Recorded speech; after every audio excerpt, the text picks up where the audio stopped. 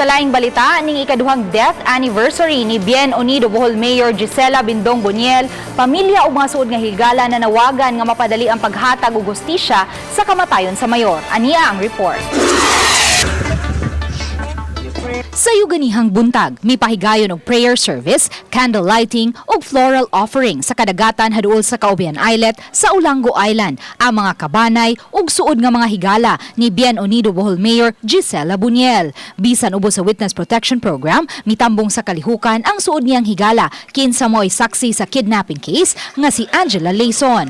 Matud sa mga igsoon sa mayor, gilangayan sila sa dagan sa kaso ilabi na sa kasong parricide batok ang Bohol Provincial Board member Nino Ray Boniel o kasong murder batok sa laing unumpa ka mga akusado. Still trying to, move on. Kay sakit pa kayo. 2 years. Di sa yun. More about all the evidences are already lined up and they're really taking their time. I don't know why. If they are saying na Nino is really not guilty in this, as they pleaded, they even said to one interview that Mayara was in Dubai.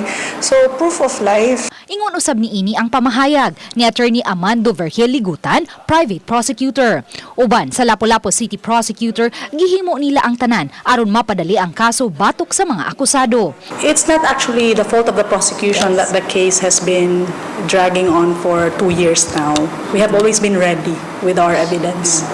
Samtang gibutyag usab sa mga kabanay sa nakalas nga mayor nga nagtinguha sila pagkuha og neurodevelopmental psychiatrist alang sa 7 anyos nga anak sa magtiayong Boniel kinsa hangtod karon wala pa makasabot sa panghitabo. Need talaga ng neurodevelopmental psychiatrist when it comes to handling their emotions. It's because yung manifestations of their actions sometimes, yung emotions nila na nabibuild, it's because why is it that my mom is not around for such a long time? Uban ni Godfrey Rilien, Luan Merondina, Balitang Bisdak.